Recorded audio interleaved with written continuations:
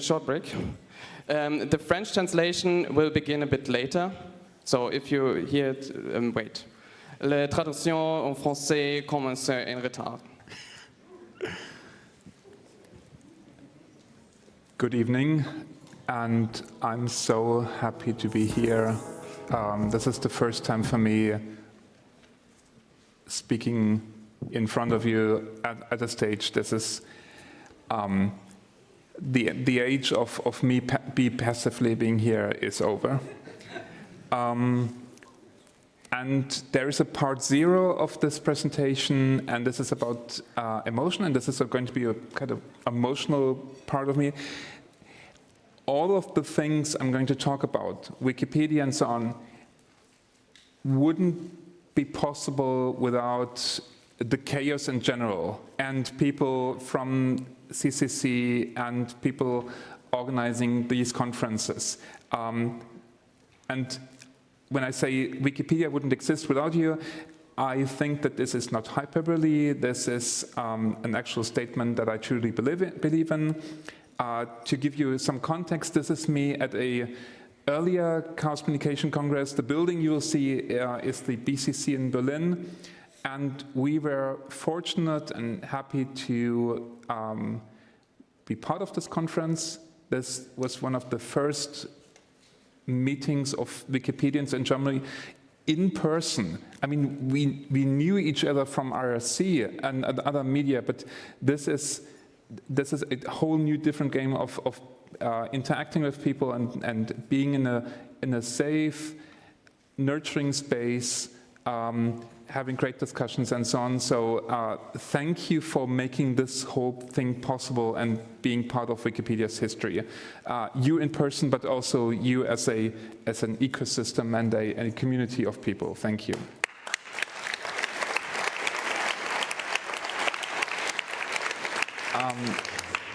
So a couple of things about me. So I joined Wikipedia as an author 2003, so 2 years after it was founded. I became a co-founder of Wikimedia Germany. You might have seen colleagues of mine at the Open Knowledge Habitat. If you didn't visit them, give them a visit in the next days and say hello. I was also an employee there, and I did a bunch of other stuff. Anke, you are part of this other stuff I did in between.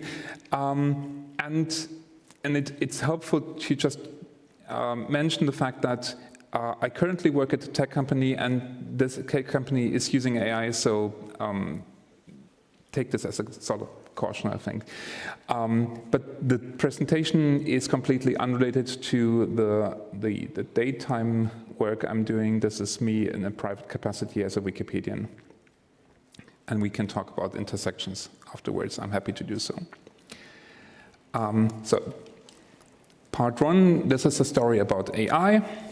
And it begins with the one phrase that Wikipedians all over the world have been saying whenever being asked about the quality of Wikipedia, and saying, Wikipedia might be a good place to start research, it's definitely a terrible place to end research.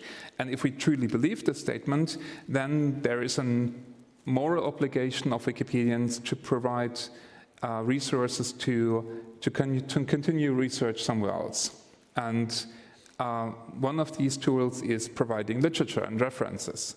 And these references in Wikipedia are important. They are an integral part of it, and we love any means possible to make access to these materials that we reference easy and possible. So if you just mention an ISBN in MediaWiki, it will automatically be converted into a special link, and the special link will take you to national libraries and to bookstores and to smaller libraries and to second-hand places. So any place you could find this literature should be mentioned there, one way or another. And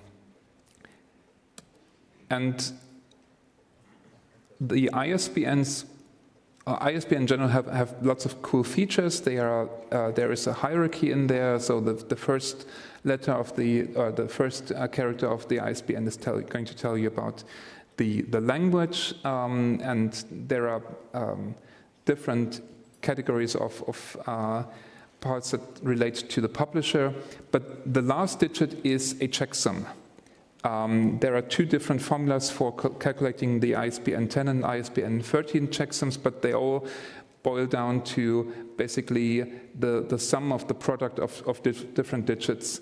And there is a formula and there is a mathematical proof that it is impossible to switch two numbers without resulting in a mismatched checksum. So if you use an ISBN, there is a good chance that you will be able to verify that the ISBN is indeed a valid one.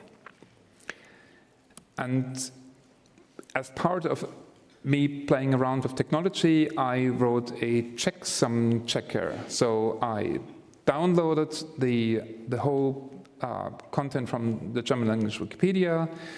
I wrote a small parser looking for ISBNs in various places. Some of them are in templates, some of them are just mentioned in the articles itself. I extracted the ISBN and then I ran the checksum algorithm to see if there are any mismatches. This is pretty straightforward. This is not rocket science by any means. This is just parsing, in the case of German language Wikipedia, 30 gigabytes of text files.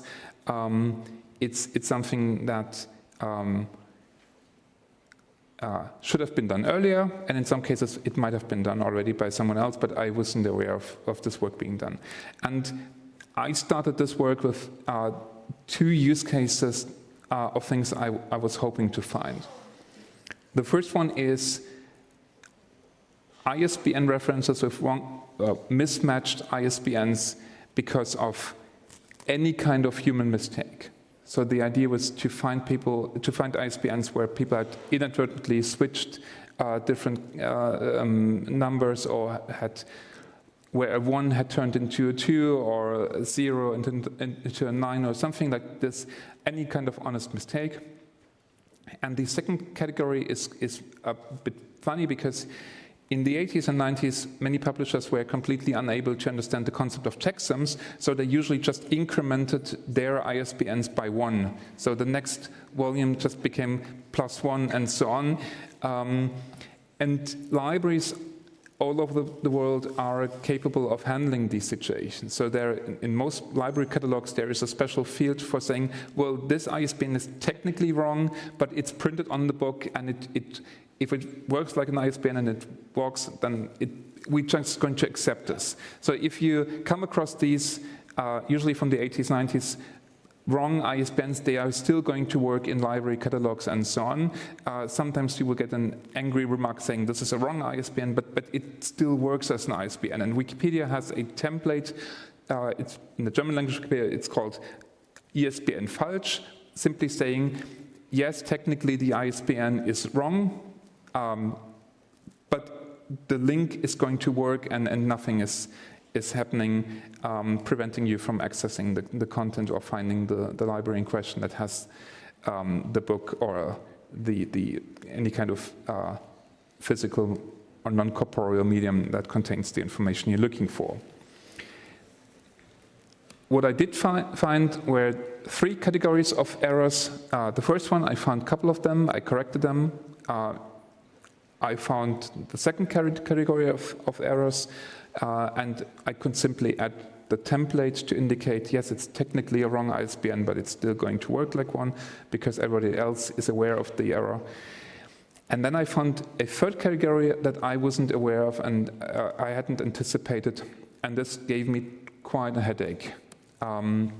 So I found articles in Wikipedia that contained 2, sometimes more, literature references containing references that had checksum errors, and the book titles and the author names, they all sounded plausible, familiar, and sometimes they were indeed the names of authors that had published in this field, but I couldn't, for the life of me, couldn't find the literature in any catalog. I could find similar literature, I could find things like similar titles, but I couldn't find the literature itself. It's always something that was missing or anything like this. And then it hit me. And you probably know how this is going to be resolved. These literature references were hallucinated by, in most cases, by ChatGPT. So people had asked ChatGPT to write Wikipedia articles, and in their compliance and in their training data as trained, the large language model simply provided both the article and a set of completely hallucinated literature references, and people had simply cut and pasted this into Wikipedia.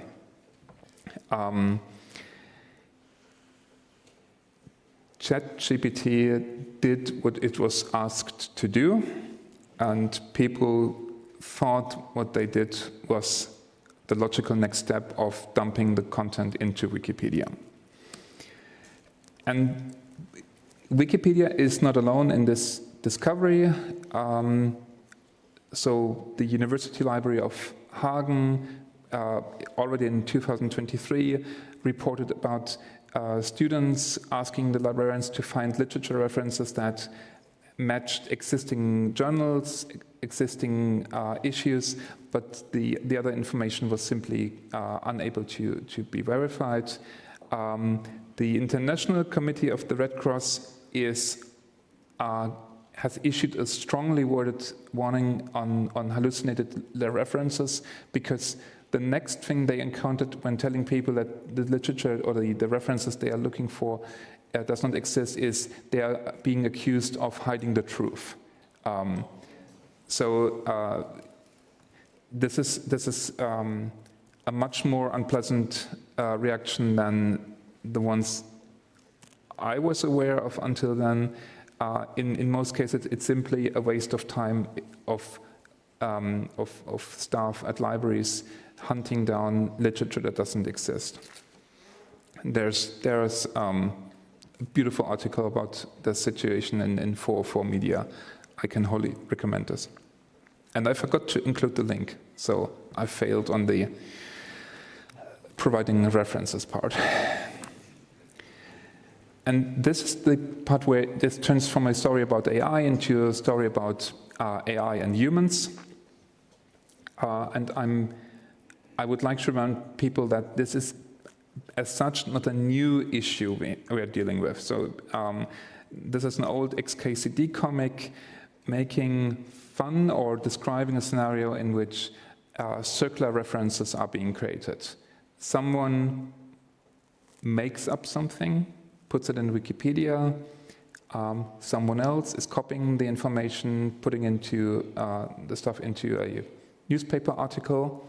Someone else is saying, oh, there is a citation missing in the Wikipedia article, and by this time there is sufficient information online supposedly verifying the claim. So the circle of reference is established and it's getting stronger. There are hilarious examples in which the German president, not the current one, but an older one, gave a laudatio to the German national soccer team, the female soccer team, praising progress in gender equality and making remarks on how former teams were awarded dishes as a present when winning championships. And this was half true. Some part of it was true. The other one didn't turn out to be true. But now it's a circular reference because people are referencing the German president for making this claim. And it's increasingly hard to disprove the non-existence of a fact when there's plenty of evidence to cite from. So the best way to stop such a circular reference is to prevent it from ever getting it started. And yes, there is a bigger issue at stake, and it's not just the one article that that is now contaminated. It is, I think, a good example on the shortcomings of existing large language models, and you might have seen articles discussing whether this is a systemic issue that can never be fully resolved, that large language models are machines designed to provide plausible tokens following a certain sequence. So reality or factuality is never an issue, it's about plausibility. And this is what one could describe as a kind of anti-knowledge, the antithesis to what an encyclopedia project like Wikipedia is about. Also there is quite a deep irony in there. Wikipedia has proven to be one of the most prominent source of training data for most of the large language models. So these model providers are using Wikipedia. They are using tons of other information too, but Wikipedia content is useful because it's multilingual, it has a rich density of information, there's a network of information and links between, it's multilingual. In so many ways, there is a version history providing kind of a temporal concept. So the large language model providers are in some way poisoning their own pond from which they are drinking the water from. And there is, I gave a similar speech in the conference of Wikipedians a couple of months ago, and I was told, as an offhand remark by someone, these model providers are approaching organizations for content. They are still in the acquisition phase of asking for more content, and they are asking for content that is proven to be free from synthetic information. So they are quite aware of the issue, and they are paying a premium for getting content that is free from their own contaminations. If there's an irony in there, I may be by now too angry to see it, but your mileage may vary. You might still see the irony here. Back to Wikipedia, is there a consensus how to deal with the content? As far as I can tell, and this is something that is always kind of a status quo discussion, there seems to be a consensus building up saying that at least the undeclared use of large language model is frowned upon, and people have been banned from Wikipedia for dumping large language model created content into Wikipedia. It's a kind of vandalism that we have seen before. We have dealt with this because we were concerned about copyright issues, about people doing all kinds of things. But in this case, there is some sort of consensus building up. Other languages are following to some degree. There is a new speedy deletion rule in the English language Wikipedia that has a slightly higher threshold and saying, okay, this is about blatantly obvious content identified as LLM generated. I think this is a good first step in the right direction, but at the same time, the bar keeps getting raised by the changes in how the models work and the kind of content they are producing. So does the policy work? Also hard to tell. Maybe to some degree it does work, but in general there is too much unknown at this point, because this scenario I described of content being identified as LLM generated because two or more ISBN references mismatch, this is a highly specific scenario, and most of the cases where content has been dumped into Wikipedia has other issues, and there are other telltale signs that help Wikipedians identify this content. at a conference in Potsdam a couple of months ago, I was told that most current large language models are completely unable to consistently produce the kind of MediaWiki syntax that Wikipedia uses. They are still falling back to Markdown language. Sometimes they are using the English language template names rather than the German template names, and then they sometimes translate the English template names into German, so this might result in not the usage of non-existent templates. Sometimes they add parameters into the templates that do not exist. So these are things that a slightly skilled Wikipedian is able to detect, but there is no fixed set of small rules that helps people to identify LLM-generated content. It's always kind of a one screw-up and then kind of a backtracing the actions of certain users. And this is the next part is the why. So the first part is the what the fuck part, and the other one is the why the fuck part. I'm going to present 4 different theories on why people are doing this, and these might not be conclusive, and I'm refraining from saying, oh, it has to be one of these 4, but I'm open to new suggestions. The first one is the explanation stemming from the assume good faith rule in Wikipedia.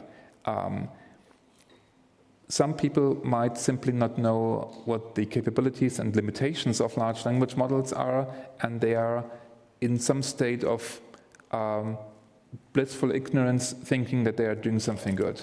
So they might consider their dumping of content generated by LLMs as kind of a service to the whole community, saying, yes, we added a new article. It looks like knowledge. What's wrong with that?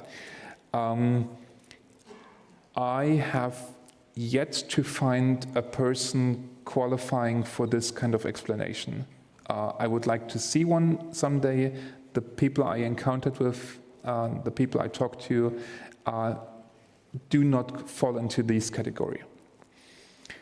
Then there's one, and this is so we are moving into darker and more frustrating territory. It's people being aware of their inability to contribute to Wikipedia in a meaningful manner and trying to compensate this by getting outside help. I'm trying neutral description, but it might not. I might have failed on this one. So, in theory, this could at least be kind of a non-evil, well-meaning thing of saying, okay, I'm dyslexic, I need a spell checker. I can't do proper research, so I need an assistant to do so. It might be some sort of equivalent. I'm happy to meet these people too. Then there's the agenda part, to which I'm happily going to refer to a presentation made from Asaf Bartov at the Wikimedia conference this year, where he described the weaponization of LLMs, of saying, okay, let's change 10, 100, 1,000 articles through the use of just one motivated person, rewriting history, rewriting this. He had fun exploring the limitations of LLMs and the safeguards, and LLMs saying, I'm not going to do this. I also had fun during his presentation jailbreaking these safeguards and talking large language models into collaborating with me to rewrite history. And there's always the fourth one. It might be something else. So this is the catch-all explanation. It might be something else. But then again, this is an open invitation for you to add your experiences. In most cases where I discovered content written by large language models and dumped into it from users, I tried to contact these users. I tried to get them to confirm the usage of LLMs. And there was one question I asked them consistently is, please show me the prompt. I asked him to tell me, could you please show me the prompt that you used? And this is now my kind of litmus test of saying, if you are climbing into the ignorance part, saying, oh, I just use this as a tool to copy edit the work I already did, it shouldn't be a problem for you to give me the prompt. Most of the large language model providers have share functions, allowing you to completely share the conversation if you like. And the amount of excuses I got is impressive in terms of creativity. So I was never logged in. The dog ate my prompt. I cancel this. I can't find it anymore. Oh, how dare you ask me these questions? These are sensitive information.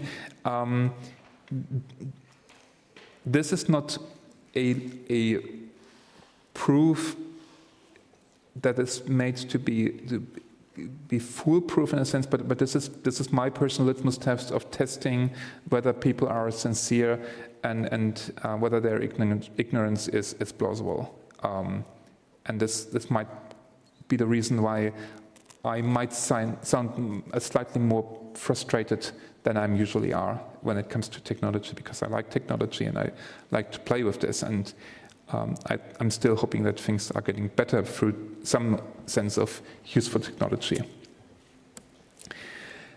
And so this is part 3, this is about humans. Remember the slide when I said I wrote the checksum checker? No, I didn't write it. I theoretically know how to write it, but I'm not good at it, and I'm getting easily frustrated. So the checksum checker was written through the use of an AI. In this case, it's Claude Opus.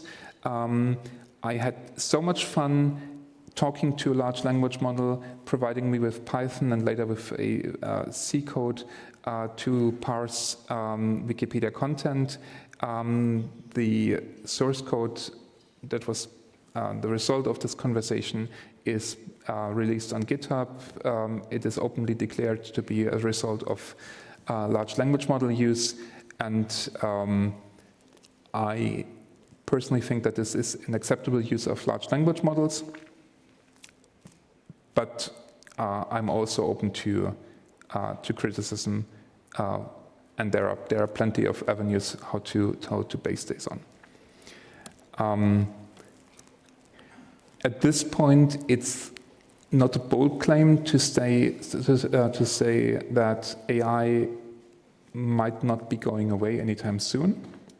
Some companies might be going away, some business models might be going away, but in general, the whole concept of transformer-based large language models is in some way, shape or form going to stay. And I'm slightly concerned about Wikipedia as a project, but also the impression that many people are simply completely unaware of the limitations and the lack of responsibility of companies properly explaining these limitations. The ISBN checker is unlikely to stay a tool to detect this content, because I strongly believe that at some point the large language model will be able to hallucinate proper checksums, and even in best case scenario, we are at a 1 in 10 or 1 in 11 chance of getting it right. I believe at this point the chances are already slimmer, because there is a pattern in this generation of numbers. And this is why I say this is about humans. The AI is never, and this is IBM said this in the 70s or 60s. AI is never going to be able to assume responsibility. This is always the responsibility of a human, and the first part has to be some sort of conversation about who's taking responsibility for the use of tools, and what are the conditions in which this use is accepted by a community, a society, someone else. So the minimum requirement I was able to identify is the open declaration of the usage of LLM. And after I gave a similar talk in Nairobi, I was approached by researchers who are working exactly on that and trying to write proposals. And the part that makes me sleep slightly better than I should be able to is the fact that the feedback I got from humans is overwhelmingly constructive and positive. So the first thing engineers from Wikimedia Foundation did is they tried to recreate the numbers and check whether other languages are affected too, what the percentage of these issues are, and yes, other language editions are affected too. The small checksum tool I did contributed to the German language Wikipedia being the only Wikipedia edition that had a drop in mismatches in ISBN, so it is possible at a human scale to significantly influence the quality of an issue or the quality of Wikipedia in certain areas. I'm happy that other people in other language editions are helping too, but it's definitely not enough right at this point. And then, of course, the whole overall, so this is the part where it becomes speculative and a kind of a plea for help and saying, this is not something I can do myself. This is something I can point to the issue. I can say, how do we communicate the issues and limitations? How do we, how can we look for tools that can mitigate the issue? Is there, aside from the technology, is there a legal, a political, a moral pathway to shame companies into improving their tools? So, for example, ChatGPT saying in a slightly light gray on dark gray color, oh, the results might be inaccurate. Is this enough? Is the European Union going to help us in the application of the AI Act, for example? This is a conversation I'm taking part in, and you should too. And the last one is the kind of a one-size-fits-all question. So, is there still a place for an encyclopedia in this world? And this is a question I'm asking completely unrelated to other people in other countries releasing LLM rewrites of Wikipedia or things that have different agendas. So the part I'd really liked is the aftermath of me pointing out the issues, the feedback I got, the constructive, helpful, slightly concerned criticism on what should be done next, how to improve this. My personal to-do, and this is unchanged, is I would like to integrate actual bibliographic databases into this check to see, okay, is the title matching to some degree? Are author names matching years, publisher names? Are there any available reliable data sources from national libraries that could help me find more hallucinated content that happens to have a correct ISBN or doesn't have an ISBN at all? And also, this is a plea from my side. If you are a librarian, if you want to become a librarian, join.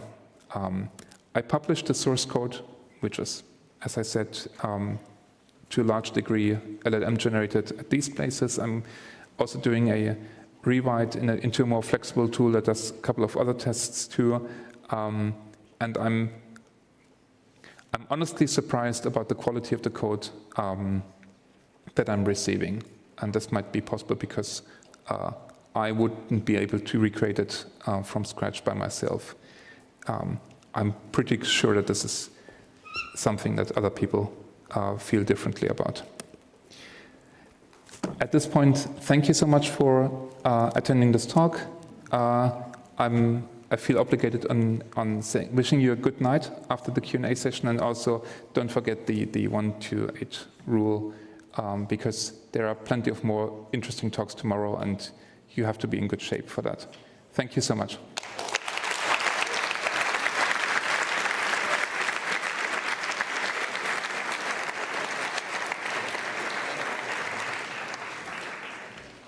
Yeah, thanks for the talk.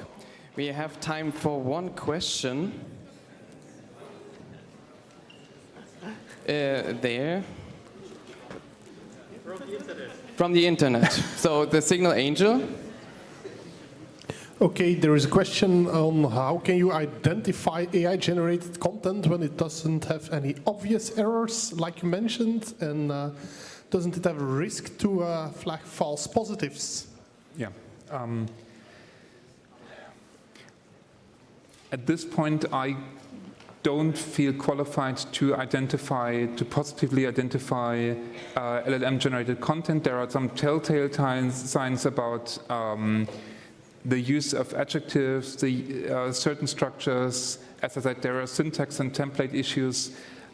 This is just a suspicion, and there are a couple of other reasons why you have to be careful about this, and also there is a general reluctance of admitting the use of LLMs for many reasons. At a certain point, it's up to the community to decide whether the suspicion alone should be reason enough to quarantine the content and to see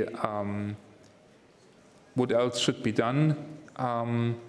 But in many cases, you can work backwards and saying, okay, I found a person publishing something that is clearly AI-generated for a couple of reasons, and then I can go backwards, and the community consensus in Wikipedia seems to be that if the person is unable to provide specific evidence on the starting point of when the AI use started, the cutoff date is simply November 2022, and we have to delete the things that have been uploaded after November 22. It might sound harsh, but I don't think that Wikipedians are able to scale to the extent that large language models do right now. Then thank you again for this great talk, and I ask of you a great round of applause.